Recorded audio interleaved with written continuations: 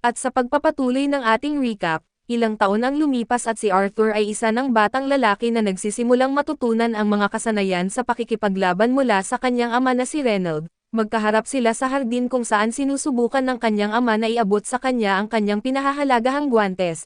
Ngunit tinanggihan ito ni Arthur dahil alam niyang hindi pa sapat ang kanyang lakas upang gamitin ang mga ito sa kanyang edad.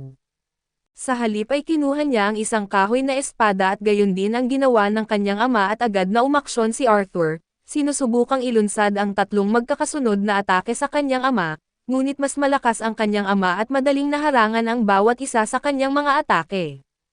Napagtanto ni Arthur na ginagamit ng kanyang ama ang kanyang mahika upang patibayin ang mga patpat, kaya nagpasya siyang gawin din ito at ibinuhos ang kanyang mana sa kanyang kahoy na espada. Hindi nagtagal ay muling sumugod siya sa kanyang ama na nagulat nang magawang baliin ni Arthur ang kanyang patpat sa dalawa.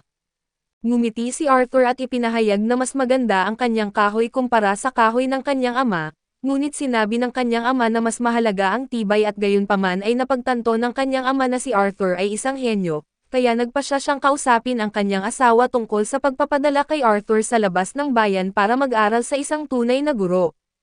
Tutol na tutol ang kanyang inang si Alice dito dahil ayaw niyang mawalay ang kanyang anak sa kanya lalo na't 4 na taong gulang pa lamang ito.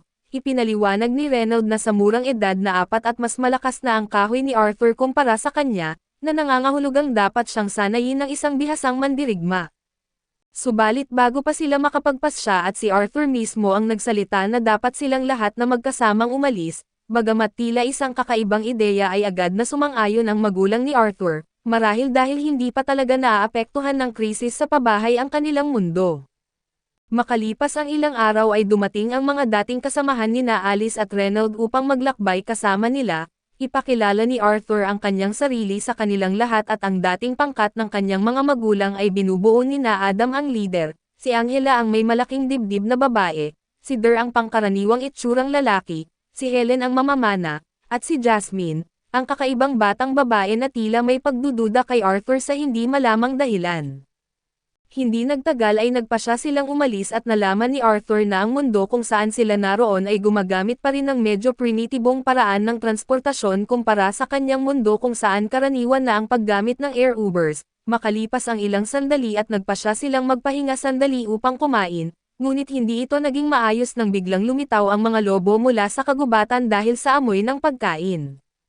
Agad na kumilos si Jasmine at kinuha ang kanyang 2 daggers at lumundag sa labanan, tinatabas ang bawat lobong lumalapit sa kanya at samantala ay sina Reynold, Adam at Helen ay nakapatay din ng ilang lobo gamit ang kanilang mga sandata. Samantala ay ginamit ni Der at Angela ang kanilang mahika upang tuluyang wasakin ang natitirang mga halimaw. Nang gabing iyon sila ay nagpiging sa laman ng mga halimaw at makalipas ang ilang sandali, napansin ni Alice na dumudugo pa rin ang braso ni Reynold at nagpasya siyang gamutin ito. Agad na tumayo ang iba pang mga kasapi ng pangkat mula sa kanilang mga pwesto at bumuo ng protective circle sa paligid nila, na nagtaka kay Arthur ngunit di nagtagal ay nalaman niya na si Alice ay isang napaka-espesyal na salamangkere na may mahiwagang kakayahan sa pagpapagaling na bihirang-bihira. Dahil sa bihirang kakayahang ito ay laging nasa panganib si Alice na makuha. At isa ito sa mga dahilan kung bakit sila lumipat sa kanayunan upang manatiling hindi napapansin at sa kabutihang palad.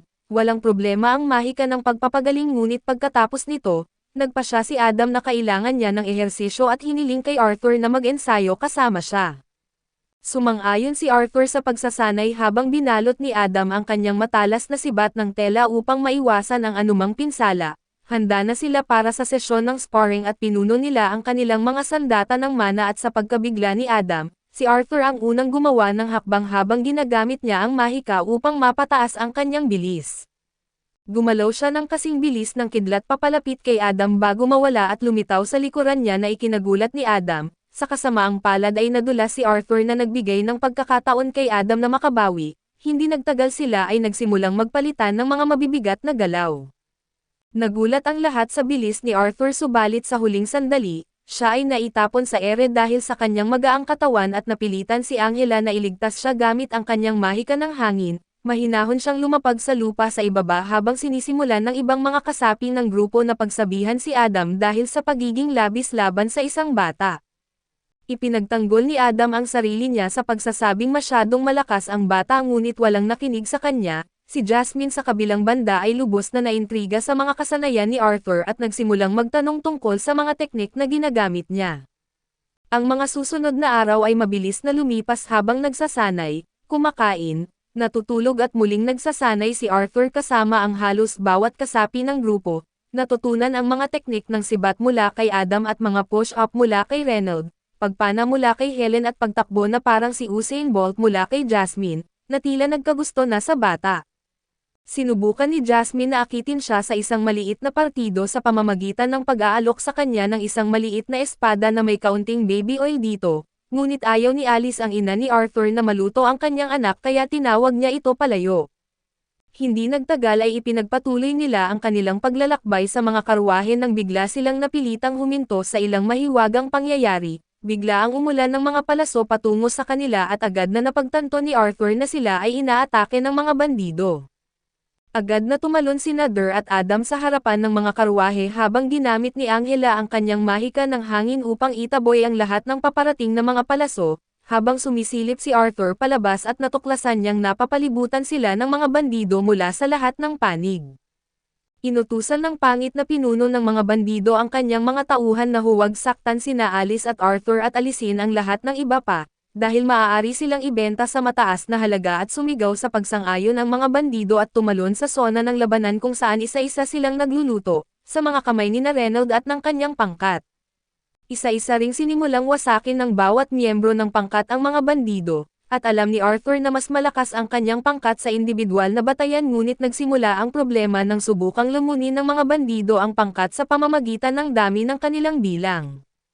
Nagsimulang mapagod ang mga kasapi ng pangkat sa walang tigil na labanan at habang ang pinuno ng mga bandido ay nakipaglaban ng isa sa isa kay Reynold at itinulak siya sa karwahe kung saan naroon si Arthur, nasira ang karwahe habang mabilis na sinubukan ni Alice na tulungan si Reynold, ngunit sinabi niya sa kanya na huwag gamitin ang kanyang mahika dahil lalo lang itong magpalala sa sitwasyon.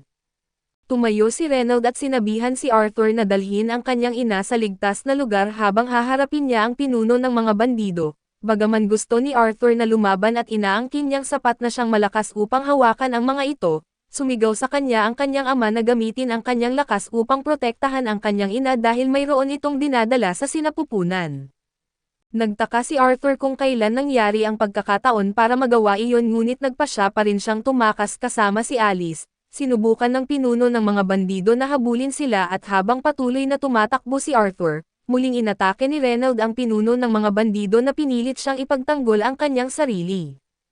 Bagamat nagpapatuloy si Arthur sa pagtakbo ay hindi nagtagal ay natagpuan niya ang kanyang daan na hinaharangan ng maraming kaaway. Sa kabutihang palad ang kanyang mga kasamahan sa pangkat ay mga propesyonal at nagawa nilang isa-isang alisin ang lahat ng mga bandido sa kanyang daan. Pinasalamatan ni Arthur ang kanyang mga kasamahan sa kanilang tulong at nagpatuloy sa pagtakbo ng buong bilis, nang bigla silang maambush ng isang salamangkero na inatake sila gamit ang kanyang mahika ng hangin. Nagpasya si Arthur na itulak ang kanyang ina sa kaligtasan habang siya mismo ay tinamaan ng malaking pinsala, na nagtulak sa kanya pataas sa ere at sa ibabaw ng bangin na nagpasya siya na hindi siya mamamatay ng mag-isa at inihagis ang kanyang kutsilyo na nakatali sa isang lubod sa kanyang umaatake. Hinihila ito pababa kasama niya. Agad na sinubukan ni Nader at Angela na gamitin ang kanilang mahika upang iligtas ang batang si Arthur habang sumisigaw ang kanyang ina sa kanyang pangalan na may luha sa mga mata. Sa lahat ng oras na iyon ay nakadama si Arthur ng kapayapaan na parang nakamit niya ang isang bagay. Nagtataka siya kung ito ba ang pakiramdam ng kaligayahan nang bigla siyang mapaluha nang maisip niya na magiging kuya na sana siya, ngunit ngayon ay nawala na ang pagkakataong iyon. Sa ganitong mga sandali ng matinding emosyon at aksyon, ang kwento ay nag-iiwan ng isang makapangyarihang epekto nagpapaalala sa mga mambabasa ng kahalagahan ng pamilya, katapangan at sakripisyo. Kaso dito muna matatapos ang recap natin sa bagong anime na ito. Salamat sa inyong panonood hanggang sa muli.